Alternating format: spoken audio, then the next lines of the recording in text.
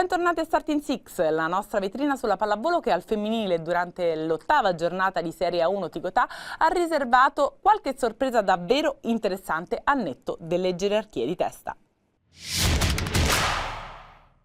Comincia a diventare davvero incandescente la lotta dietro le due battistrada della Serie A1 Ticotà femminile, come al centro e in fondo alla classifica. Ma è proprio di questo che andiamo a parlare con il nostro Pasquale Di Santillo. Ciao Pasquale! Ciao Leonora!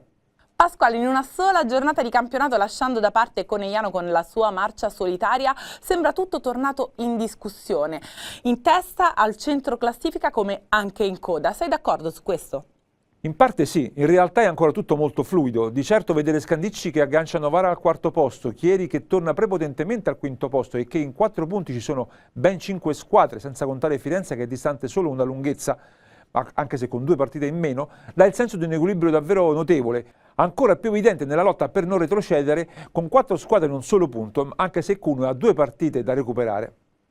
Tornando al vertice, Conegliano ha avuto vita facile con Pinerolo, troppo ampio il divario di valori per lasciare spazio alle sorprese. Così in un'ora e 15 minuti Gabbi 15 punti, Hoc 16, Lubian 12, MVP dell'incontro, hanno liquidato la pratica con le piemontesi, penalizzate anche dalle condizioni fisiche della Sorocite e con nessuna atleta in doppia cifra, solo a 7 con Bracchi, Acrari e Smarzek. Ben più faticato il successo di Milano a Talmassons, capace di vincere il primo set e di portare l'anomia ai vantaggi nel terzo parziale perso a 30 e nel quarto. Bella la prova di Sherban 15, Botez a 14 come Stranzale Creduba 11. Milano ha risposto con Silla 15, Danesi 13 di cui ben 8 muri e Gono e Dalderup a 19. Un successo quello di Milano che sancisce insomma il ritorno a pieno regime dell'Egono dopo il rientro della scorsa settimana e il debutto in Coppa. La grande sorpresa di giornata arriva però da Busto Arsizio dove la squadra di Barbolini ha letteralmente annichilito Novara travolgendola in 3-7 e spezzando la serie positiva di 6 vittorie di fila delle piemontesi. Ligure ha sbagliato completamente partita come approccio e rendimento di gruppo, terzo set perso addirittura a 14, anche se buona parte del merito va alla prestazione di Busto Artizio con Kunzler sugli scudi a 16 punti, implacabile in coppia una travolgente Piva a 19. Per Novara nessuna giocatrice in doppia cifra con Bernardi che dovrà ripartire proprio da qui. Un passo falso quello di Novara subito sfruttato da Scandicci, brava a tener duro a Vallefoglio dove dopo la partenza complessa a vantaggio delle marchigiane, capaci di vincere il primo set, è toccato alle toscane innescare il turbo. E se la Mega Box ha avuto in Candi 10, Lee 14, Weitzel 11 e soprattutto Bici 26 terminali d'attacco del suo gioco, Scandicci ha risposto con la solita immensa Antropova 25 punti sostenuta da Erbos 13 e Ecuador 14 per una vittoria che vale l'aggancio al terzo posto di Novara. Nell'anticipo del sabato Chieri aveva ristabilito la propria supremazia nei confronti di Bergamo andando a vincere non senza essere costretta a lottare fino all'1-1 del secondo set vinto dalle squadre di Parisi per poi spuntare nel terzo e nel quarto. Se le padrone di casa hanno smesso in evidenza la Cese Montalvo a 19 punti e Piani a 12, la squadra di Bregoli ha risposto con i 20 punti di Gichel, i 18 di Skinner e soprattutto i 17 di Zacciaio, di cui ben 7 muri. Nella zona retrocessione spicca il primo successo stagionale della neopromossa Perugia che ha schiantato Cuneo 3-0 con Nemeta a 20 e Gardini a 14, mentre Cuneo ha avuto solo la Bialica in doppia cifra a 13. 3 punti pesanti che portano il club umbro al quartultimo posto anche se ad una sola lunghezza dal trio formato da Cuneo, Roma e Talmassons. In questo senso molto importante il successo di Firenze su Roma, la 7ª sconfitta di fila ma finalmente con un punto in classifica in più. La squadra toscana ha avuto in Maluà la fuoriclasse capace di fare la differenza con 30 punti, la stessa Davis Kibba a 22 punti, Butican a 14 e Mancini a 10. Per le romane di Cuccarini un punto comunque importante nonostante l'esito negativo del tie break finale perso ai vantaggi, come il terzo set, che ha avuto in Rotar 17, Ciarrocchi 13, Orvosova a 16 e la recuperata Salas anche lei a 17. Le sue top scorer. In campo si è rivista anche la Melli. Nelle statistiche dell'8ª giornata, tra le marcatrici spiccano le prestazioni di Malual di Firenze con 30 punti, seguita dalla Bici di Vallefoglia a 26, Antropova di Scandicci a 25, Davischiba di Firenze 22 e Giquel di Chieri a 20. Al servizio belle prove del quartetto Weitzel di Vallefoglia, Gardini di Perugia, Lubian di Conegliano e la Botezat di Talmassons con 3 ace e la Sherban sempre di Talmassons con 2.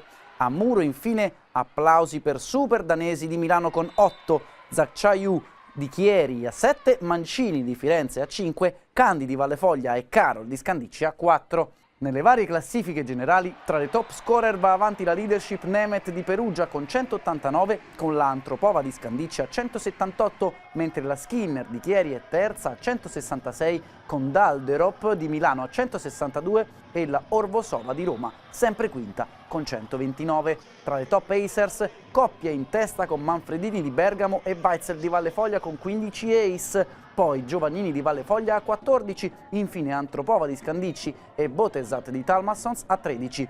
Infine, tra le muratrici, la Danesi di Milano allunga a 36 sulla Candi di Vallefoglia, sempre seconda a 26. Sul podio Butigan di Firenze a 25, seguita dalla Grey di Chieri a 23.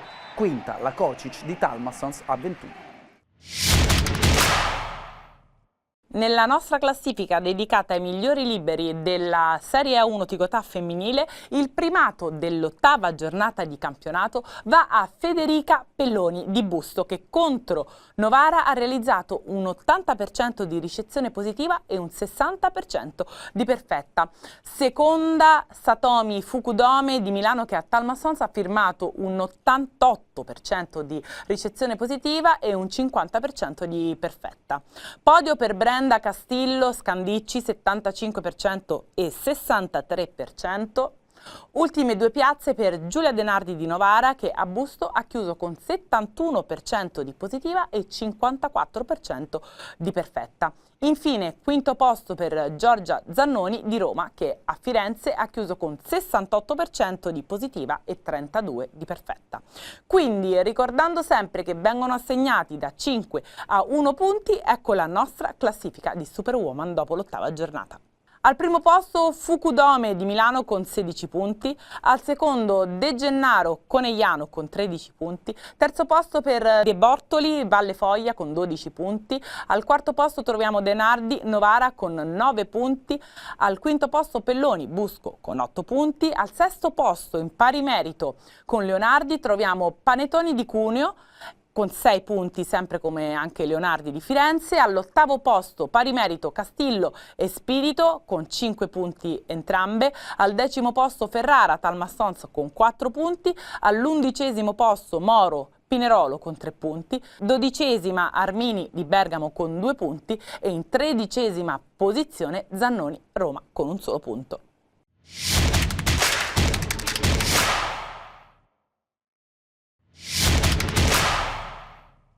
Piacenza cade per la seconda volta di fila proprio contro Trento, l'unica a rimanere in scia. Perugia capolista solitaria, mentre Civitanova torna in corsa in grande stile come anche Milano. E arrivano segnali di vita anche da una Monza in netta ripresa, ed è proprio di questo che andiamo a parlare con il nostro Pasquale Di Santillo.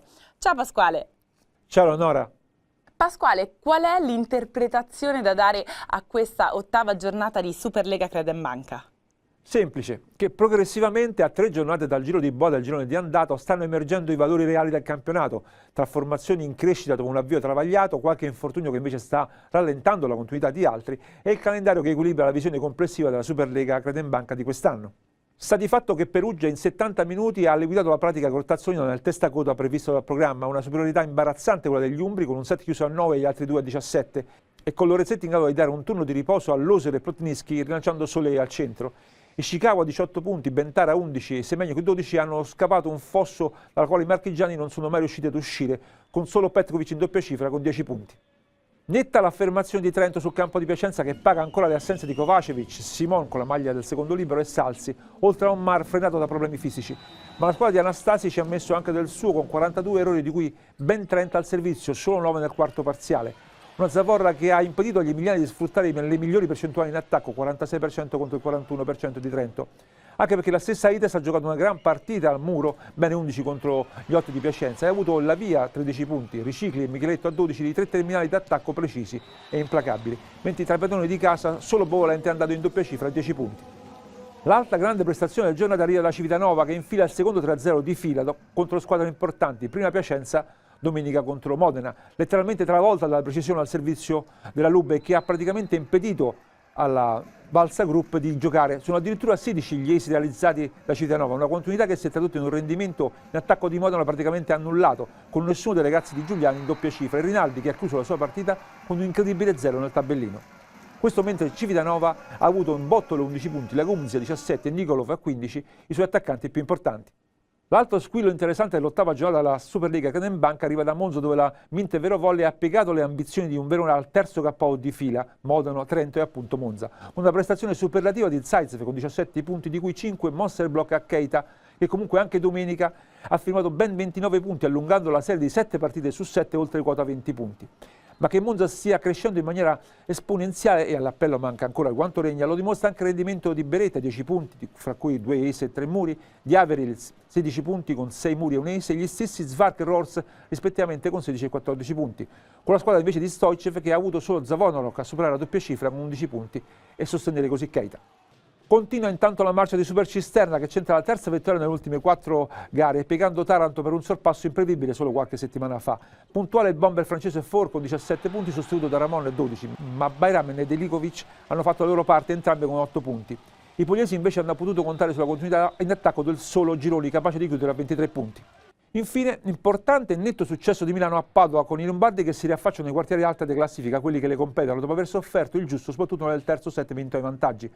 Padova ha avuto il solito contributo da Masulovic con 16 punti e Sediacek 10, un po' meno da Porro con 8, mentre l'Allianz ha potuto sfruttare la vena di Luati e Regers, entrambi a 15 punti, Schnitzer a 10 come lo stesso Kaczynski. Nelle classifiche di rendimento di giornata, tra i marcatori spicca il solito Keita di Verona con 29, podio per Gironi di Taranto con 23 e Ishikawa di Perugia con 18. Poi un trio formato da Zaitsev, For e la Gumzia con 17. Tra gli Acers, l'8ª giornata la vince la Gumzia di Civitanova con 6 ace, davanti al compagno di squadra Nikolov con 4 e alla coppia Micheletto di Trento e Schwark di Monza con 3.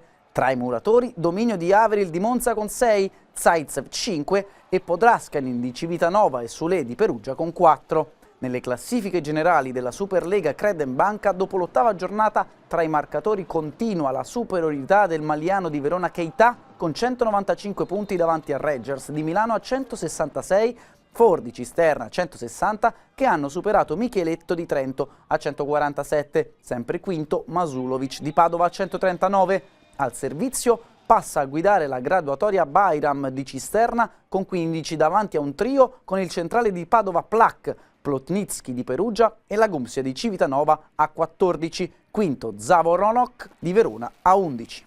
Tra i muratori ancora in testa Demianenko di Grottazzolina a 21, raggiunto da Nedeljkovic di Cisterna, sul podio Beretta di Monza e Flavio di Trento a 18. Seguono altri 7 giocatori con 17 muri, e cioè Bentarà di Perugia, Alonso e Der di Taranto, Anzani di Modena, Galassi di Piacenza, Crosato di Padova e Ramon di Cisterna. Il ritorno dello Zar lo aspettavano in tanti e non se lo aspettavano in molti. Ha impiegato qualche giornata per far sentire il suo peso in campo per via della questione del tesseramento, poi è partito piano in maniera progressiva, un po' come tutta Monza che, avendo cambiato molto, ha faticato un po' ad assemblare i tanti nuovi pezzi. Ma nel giro di qualche giorno la Mint Vero Volley ha centrato la prima storica affermazione in Champions League e poi il primo successo pieno in Superlega dopo 2 vittorie al tie break. E lui, Ivan, ha finalmente fatto vedere la sua infinita qualità proprio durante il momento della verità. Contro Verona, la squadra più fisica del campionato, è riuscito infatti a firmare una prestazione davvero superba, sia per i 17 punti messi a segno nei 4 set, ma soprattutto per la serie di incredibili muri, ben 5, pensate, rifilati a Keita, il bomber della Rana e di tutta la Superlega. Nel quarto set i muri di Ivan hanno regalato un parziale di 8-0 a Monza, viatico ideale per il successo finale. E pensare che proprio lui era stato in dubbio fino alla fine per via di quel suo sogno di andare ai giochi di Los Angeles nel beach volley in coppia con Daniele Lupo. Ma stando a quello che si è cominciato a vedere, la sabbia direi che può proprio aspettare. Appuntamento sempre qui venerdì prossimo a Starting Six per parlare insieme della 9ª giornata che si preannuncia davvero ricca di scontri diretti. Alla prossima!